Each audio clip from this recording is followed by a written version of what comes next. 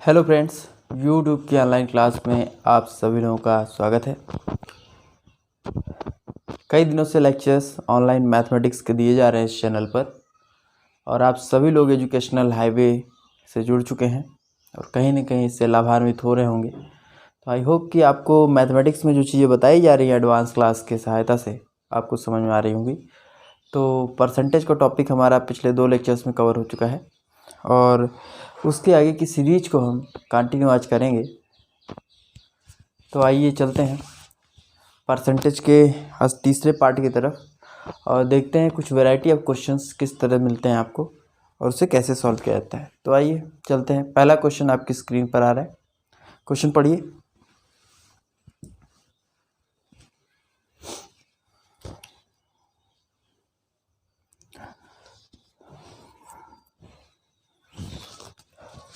Question पढ़िए, देखिए कैसा है।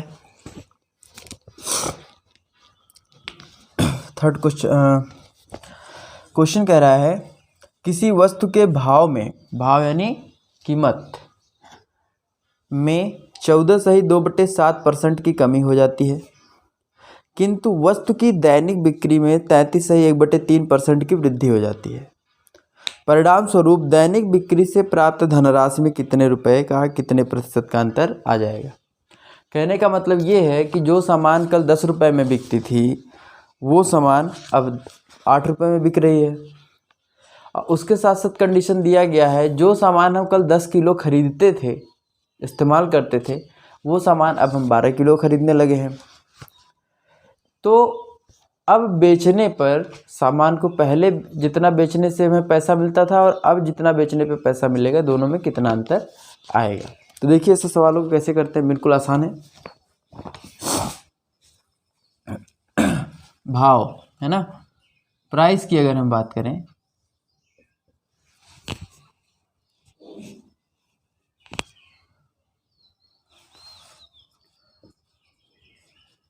(14.2/7%) क्या हो रहा है, कमी हो रही है। क्लियर।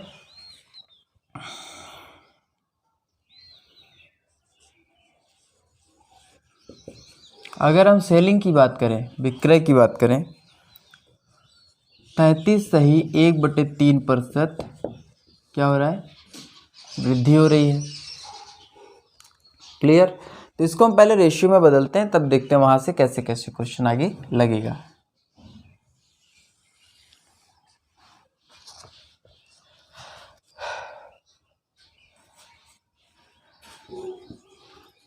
प्राइस की बात करें तो ये दिया हुआ था 14.2/7%। इसको रेशियो में बदलना है तो क्या करेंगे, 100/7% भी लिख सकते हैं इसको, 14.98,200।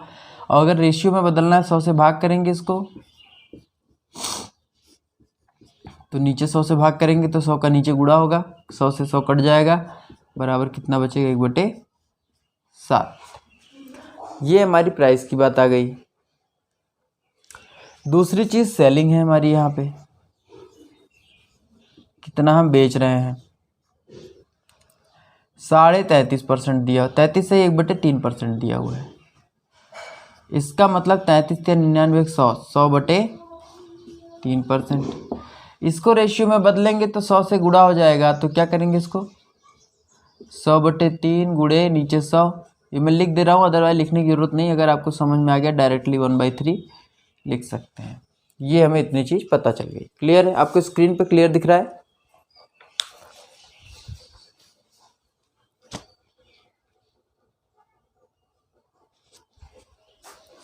चलिए कमेंट करके बताइए, आवाज क्लियर आ रही है, ऑडियो और वीडियो क्वालिटी दोनों आपको क्लियरिटी दिख रही है। अब यहां से सवाल शुरू होता है, कहानी हमारी असली।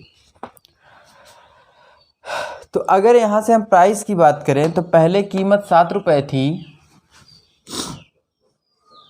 और कीमत में चूंकि कमी हो रही है तो अब 1 रुपए घट जाएगा, तो अब कीमत कितनी हो गई, 6। ये इसमें अनुपात हो गया। और अगर हम विक्रय की बात करें, पहले 3 सामान बेचा जाता था, अब सामान कितना बेचा जा रहा है, एक सामान बढ़ाकर बेच देंगे तो 4, क्योंकि सेलिंग बढ़ रही है। तो पहले हम 3 सामान का इस्तेमाल करते थे, अब हम 4 सामान का इस्तेमाल कर रहे हैं। क्यों? क्योंकि पहले 7 रुपये खर्च होते थे, अब 6 रुपये खर्च हो रहे हैं। तो ये 7 रुपये एक वस्तु पर हैं, तो 3 वस्तु के लिए टोटल कितना हो जाएगा? कितने?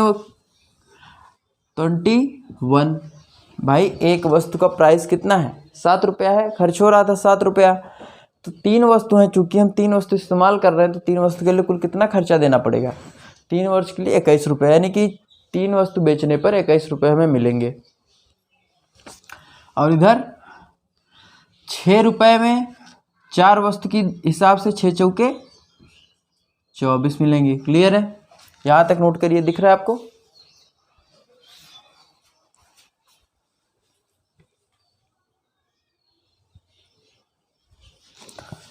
तो अब यहाँ से आप देख सकते हैं अंतर कितने का है? 3 रुपये का अंतर है। 3 रुपये का अंतर हो रहा है। अब चूंकि प्रतिशत की बात की जा रही है, कितने परसेंट की बात हो रही है, तो परसेंटेज कैसे निकालते हैं? जितने का अंतर हो रहा है, last value minus first value, यही तो होता है। चाहे डायरेक्ट कर लीजिए, चाहे ऐसे लिख लीजिए, 3 बटे शुरुआत में कितना था? 21 इंटू 100। क्लियर है?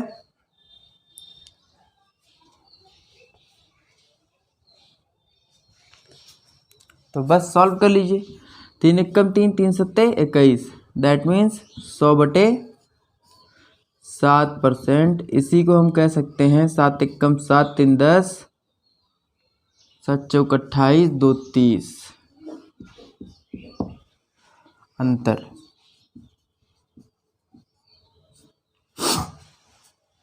तो अंतर कितने का आ गया? 14.2/7%। तो आपको ये क्वेश्चन यकीनन समझ में आया होगा। तो बहुत ही आसान क्वेश्चन था, कुछ हमने किया नहीं। प्राइस दिया हुआ था, पहले प्राइस घट रहा है, सेलिंग यानी हमारी जो वस्तु का इस्तेमाल हो रहा है वो बढ़ रहा है, तो हमने रेशियो में तो यहाँ रेशियो से आपको पता चला कि पहले 7 रुपये था, अब बाद में 1 रुपये कम हो गया तो 6 रुपये हो गया कीमत। और पहले हम 3 सामान खरीदते थे, अब हम 4 सामान खरीदते हैं। तो आपसे मनी आ गई, अंतर आ गया। और स्क्रीनशॉट ले लीजिए, बहुत आसान है। ठीक है,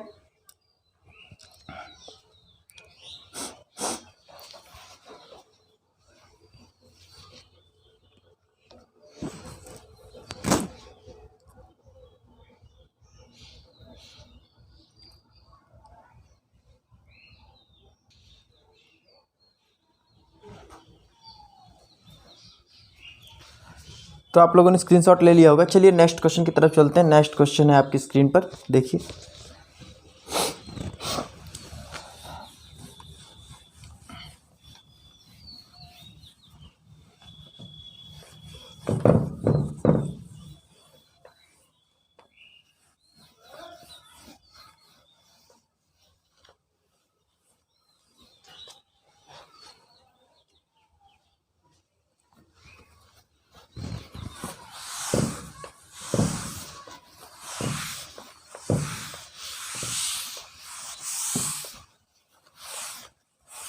अगला क्वेश्चन पढ़िए, क्या कह रहा है?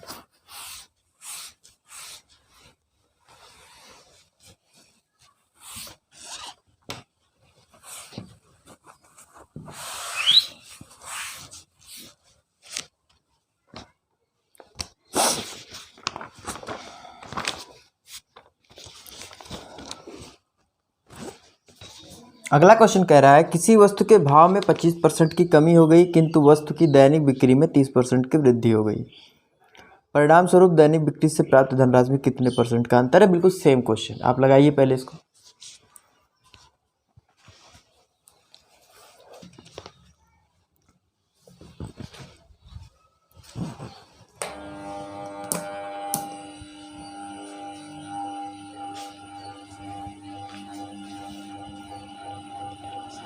चलिए क्वेश्चन को सॉल्व करते हैं।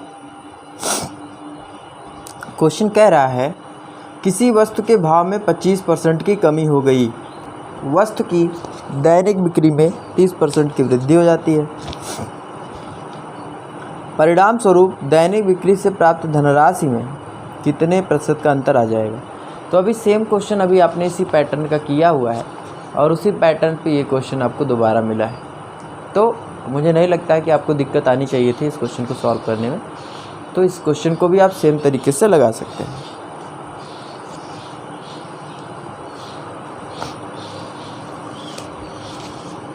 चलिए परसेंटेज की बात करें अगर, तो प्राइस में क्या फ्लक्चुएशन हो रहा है, 25% की फ्लक्चुएशंस हो रहे हैं, कमी हो रही है। यानी कि इससे रिजल्ट क्या आया, रिजल्ट आया 25% का मतलब 1/4 में डायरेक्ट लिख रहा हूँ। चलिए आराम से ही करते हैं और इसको रेशियो में बदलेंगे तो 25/100 करेंगे, 25 से कम 25, 25 चौका 100, 1/4। उसके साथ साथ बिक्री यानी सेलिंग, सेलिंग में कितनी वृद्धि हो रही है, 30%। दैट मीन्स 30/100, दैट मीन्स 3/10 है ना। ये 0 से 0 कट जाएगा, तो इतनी चीज़ें हो गई। तो आप देख सकते हैं इतनी चीज़ें मैं निकल कर आ गई। अब वही काम फिर से करना है।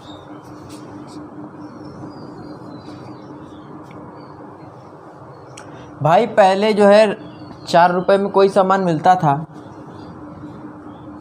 और अब सामान कितने मिल रहा है, 1 रुपये कमी हो रही 25% की, तो 3 रुपये मिलेगा। सेलिंग की अगर हम बात करें तो पहले हम 10 सामान खरीदते थे, अब हम 13 सामान खरीदेंगे क्योंकि 3 की वृद्धि हो रही है। 30% का मतलब 3 के बराबर है, तो यहाँ पे 3 की वृद्धि हो रही है। क्लियर।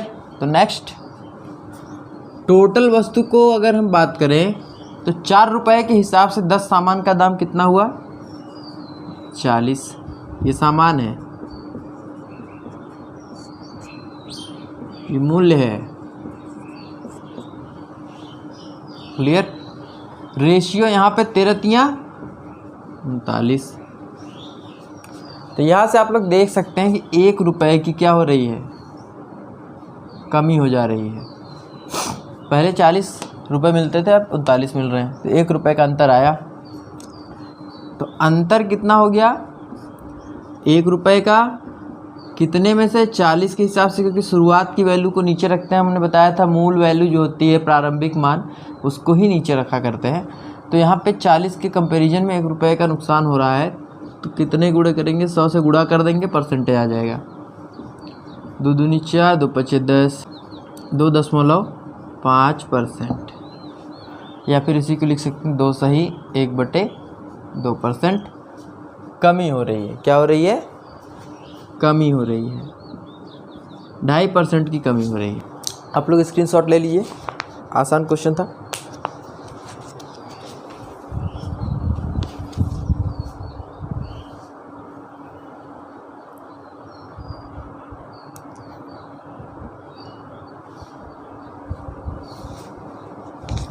चलिए नेक्स्ट क्वेश्चन की तरफ चलते हैं। नेक्स्ट क्वेश्चन आपके स्क्रीन पर आ रहा है।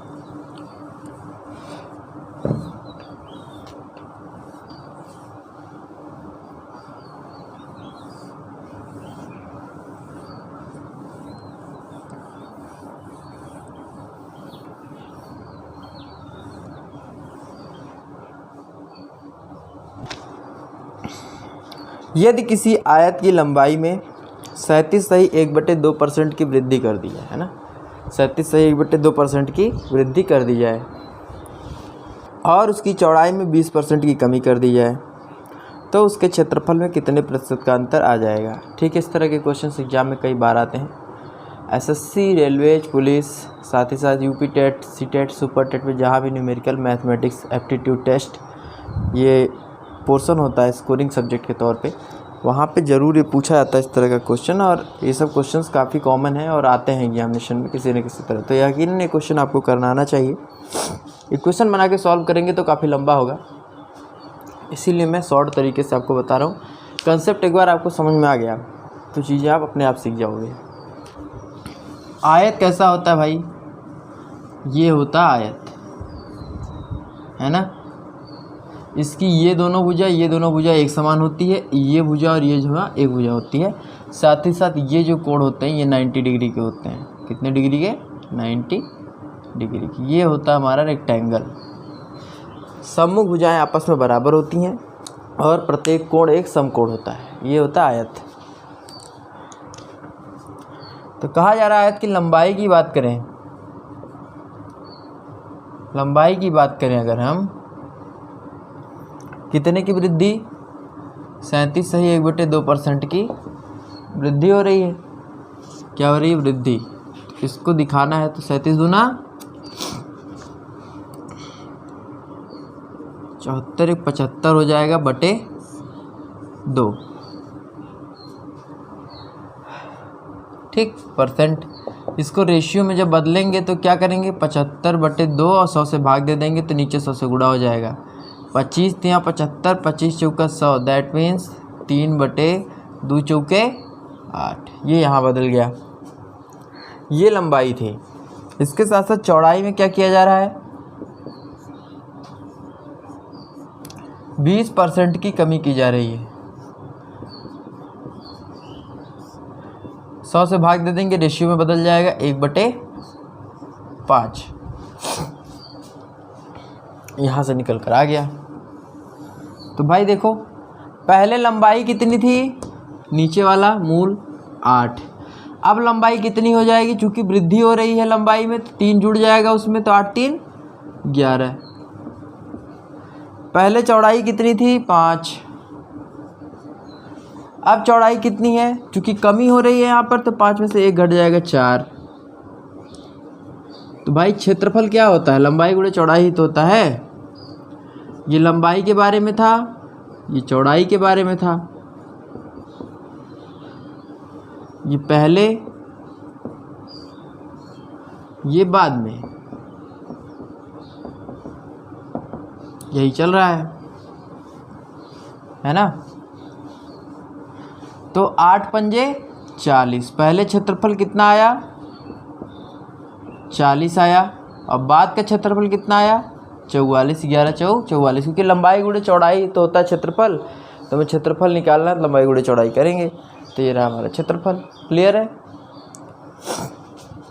तो क्षेत्रफल में वृद्धि आपको दिख रहा है। पूछा क्या गया है? उसके क्षेत्रफल में कितने प्रतिशत का अंतर आ जाएगा? तो अंतर बराबर, डायरेक्ट लिखिए, अंतर बराबर कितने का अंतर आया भाई? पहले 40 था, बाद में 44, तो 4 का अंतर आया। अब परसेंटेज में निकालना है तो परसेंटेज के लिए जो पहली वैल्यू होती है शुरुआत की, उसको नीचे रखते हैं और 100 से गुणा करते हैं। तो 4 एकम 4, 4 दहा में 40, दैट मीन्स 1 से 1 गया 10%। 10% क्या होगा? वृद्धि होगी, क्योंकि यहाँ दिख रहा है आपको कि 40 पहले था, बाद में 44 है, तो जाहिर सी बात है बढ़ रहा है। तो 10% की वृद्धि हो जाएगी उसके क्षेत्रफल में। यही उसका अंतर हो गया है ना, अंतर। स्क्रीनशॉट लीजिए।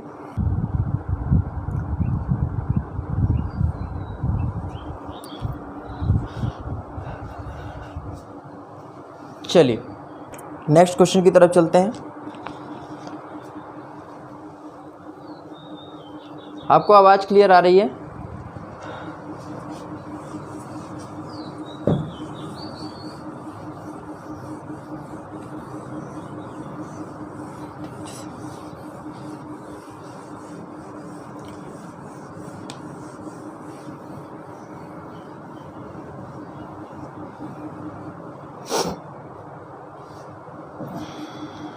अगला क्वेश्चन कह रहा है, यदि वृत्त की त्रिज्या में 50% की वृद्धि कर दी जाए तो उसके क्षेत्रफल में कितनी वृद्धि हो जाएगी? तो भाई क्षेत्रफल में कितनी वृद्धि हो जाएगी ये पूछा गया है, और त्रिज्या में कितनी की कमी हो जाए?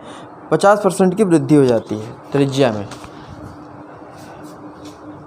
त्रिज्या के बारे में बात करें अगर हम, त्रिज्या बराबर, त्रिज्या को R से डिनोट करते हैं आमतौर पे, कितने परसेंट? 50% की क्या हो रही? वृद्धि हो रही। यानी 50% को रेशियो में अगर हम बदल लें तो अनुपात में बदलने के लिए 100 से भाग देना पड़ेगा। That means 1/2। भाई 50 दूना 100 ही तो होता है, 50 कम 50, 50 दूना 100, 1/2। यहाँ तक तो समझ में आ गया। परसेंटेज को हमने अनुपात में बदल लिया। अनुपात से हमें क्या पता चल जाएगा कि इस त्रिज्या की वास्तविक वैल्यू शुरुआत में कितनी थी, 2 थी।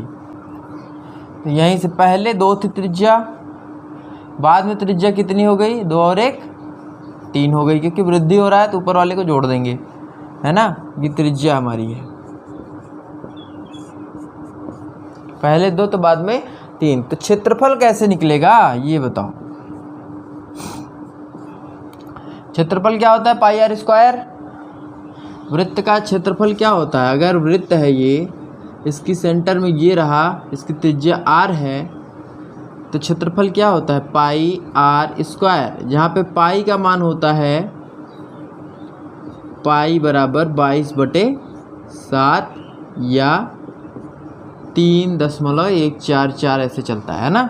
तो 22/7 ही लेते हैं आमतौर पे। तो फिलहाल हमें पाई का मान नहीं रखना है, फार्मूला मैं बता रहा था कि फार्मूला क्या होता है, ठीक, पाई आर स्क्वायर। तो पाई हो जाएगा आर स्क्वायर का मतलब आर यानी त्रिज्या, त्रिज्या यहाँ 2 है तो 2 का स्क्वायर 2 दूनी 4। तो पाई 4 लिखने के बजाय मैं क्या करता हूँ, 4 पाई लिख देता हूँ, ठीक है, क्योंकि पाई बाद में लिखते हैं, मैथमेटिक्स का सिस्टमेटिक तरीका है। और यहाँ पे अगर हम बात करें तो पाई आर स्क्वायर की बात करते हैं तो पाई यहाँ होता है आर स्क्वायर यानी 3 का स्क्वायर 3 त्रिक का 9, तो 9 पाई लिखना, पाई 9 लिखना ठीक नहीं लग रहा है, 9 पाई इसका लिखने का सही तरीका है। अब पूछ रहा है क्षेत्रफल में क्या आ जाएगा, कितने की वृद्धि हो जाएगी। तो वृद्धि तो हो रही है, तो हमें दिख रहा है, पहले 4 पाई था क्षेत्रफल, अब 9 पाई है। तो कितने की वृद्धि हो रही है, 5 पाई की। कितनी, 5 पाई। 4 पाई होता तो बहुत अच्छी बात थी, 5 पाई हो गया। 4 पाई का नाम तो आपने सुना ही है, तो यहाँ 5 पाई है। तो यहाँ पे वृद्धि कितनी हो जाएगी, 9 में से 4 गए, 5 पाई। किससे तुलना करते हैं, शुरुआत वैल्यू से, 4 पाई से, इंटू 100 से गुणा कर दो। पाई से पाई कट गया, 4 से 25, हम 4 25 जा 25 जा 100, 4 1 जा 4, तो 25 पंजे 125% की वृद्धि। तो वृद्धि कितनी हो गई, 125%। तो आप सबको ये क्वेश्चन समझ में आया। तो आज का ये लास्ट क्वेश्चन था, ठीक है। इसके आगे हम नेक्स्ट लेक्चर में ट्राई करेंगे आपको सॉल्यूशन देने की, नए क्वेश्चंस की।